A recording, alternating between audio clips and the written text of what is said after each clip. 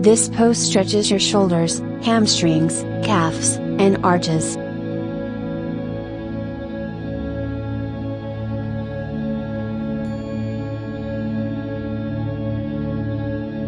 Start on all fours with your hips up in an upside down V shape.